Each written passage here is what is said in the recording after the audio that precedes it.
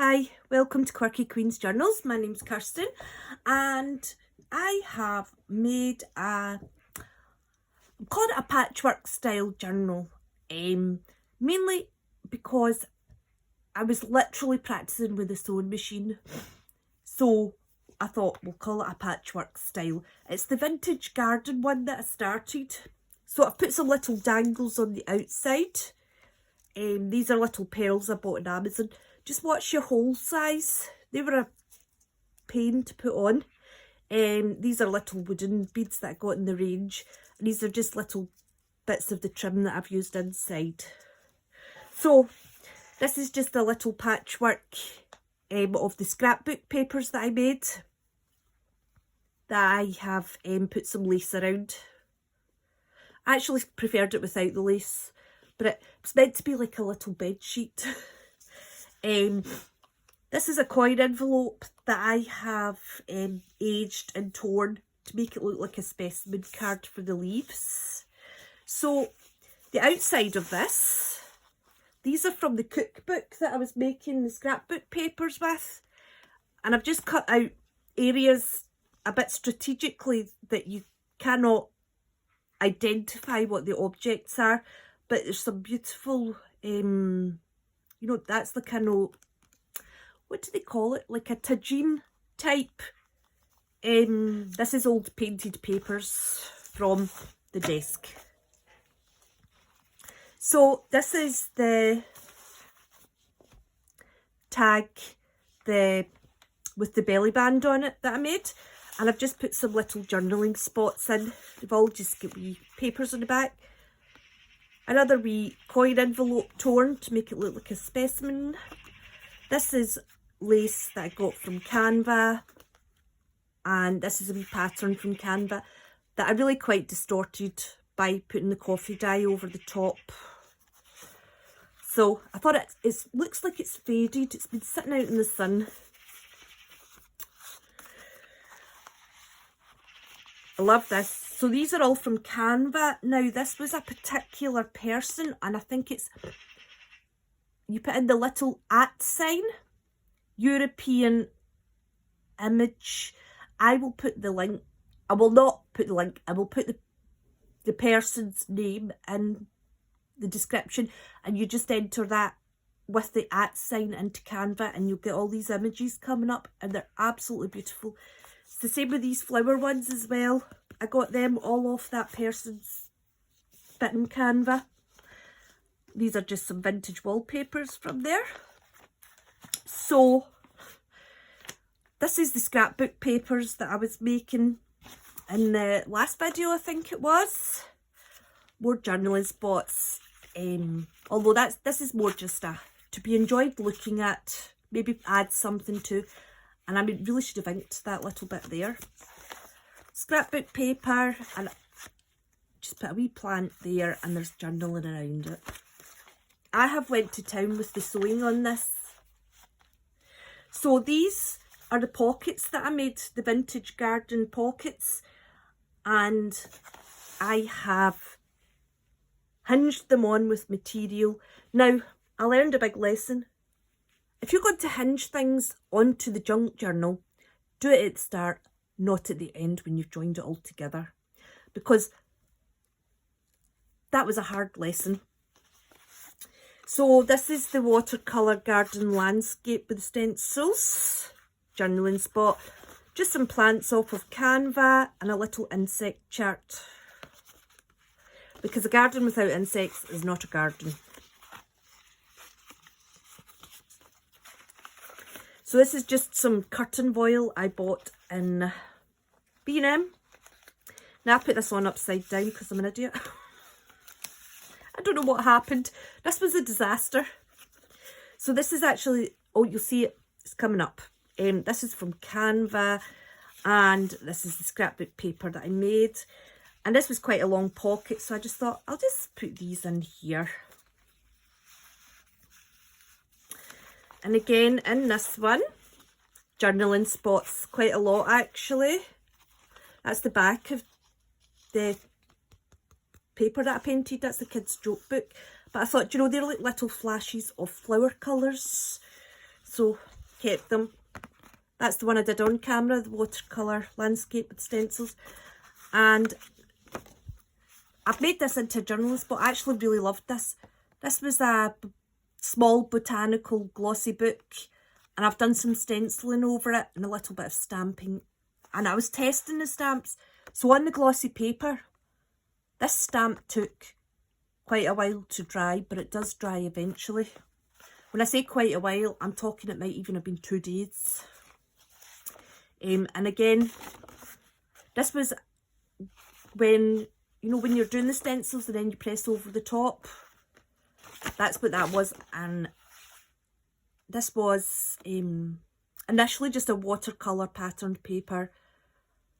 This is off the jelly plate, stamping and stenciling. Just shows you, this paper's clearly sat on the desk for a while and has been used a lot. And it's like a little work of art. So I just put all them in there. Do you know, I really love this one.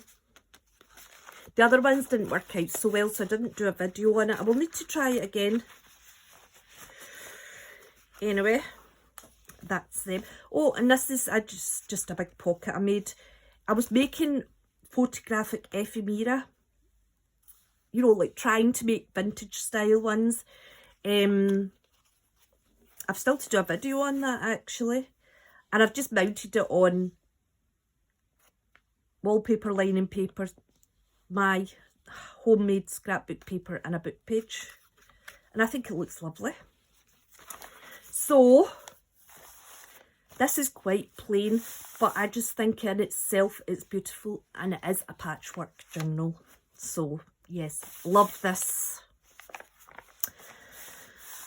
So, this here is a pocket and it's just got little bits. I actually kept that in the bottom because I couldn't cut it off because it looked amazing. I was like, oh, that looks beautiful. This is a little Victorian ladies and it's out of the Harper's Bazaar book. Victorian fashions and costumes. So I love them and they look like they're in the garden. And again, it's been ruined by me putting the coffee over the top. I've kind of faded it out. So it's not been ruined. It's got a whole new look to it. But it is good as a journaling card, but it wouldn't make a main feature like that anymore.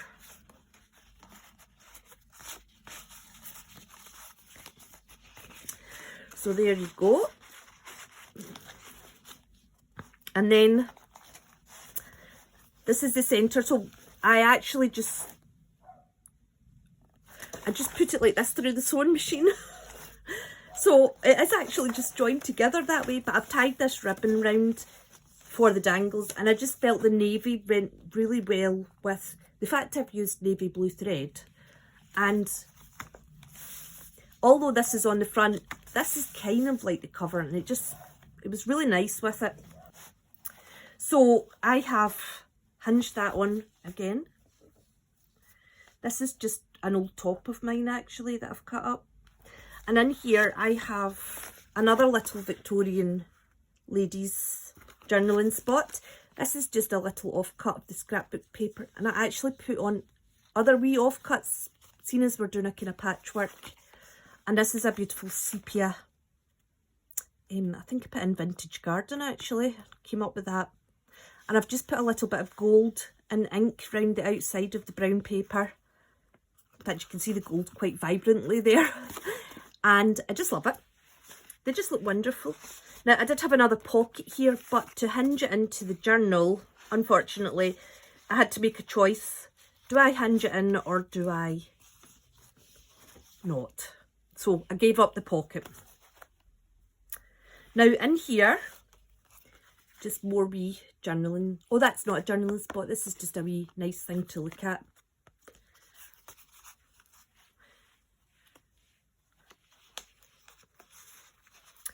And this is the first of the journaling notebooks that I've made. So the big part's more about enjoying and about finding different ways to store things in it and like presenting maybe beautiful photographs or whatever. But I have put in lots of journaling spots, and I have made this little notepad which has 12 pages. I know, because I stamped everyone.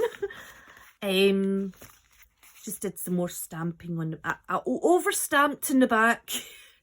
Is there such a thing as over stamping? So that goes in there. And I showed you underneath, didn't I? Yeah. Oh, this goes in here actually. And again, I've just left these quite blank. I love them. I'm going to do more. I'm going to go patchwork daft. So with these ones with the little side pockets, I've just put little journaling spots in. And again, just used up some of that leftover Canva ephemera.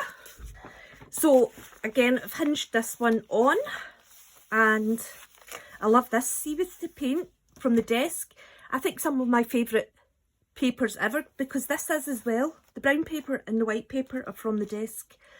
And some of my favourite stuff that I use in junk journals is what I use to protect the desk. Now this is another little journal, but this is our landscape one. And again, it has got 12 pages. So the front cover, this is off of that person in Canva that I'll write the name of it below. You just put that into the search bar in the elements. And then just different papers, but they're all for journaling. Put that in there. Now these little pockets, I decided not to use these because they weren't functional enough, because I've left, they're too high at the front, too low at the back, and they don't work very well. But it's a lesson learned for the next time. So this is the tag with the little side pockets.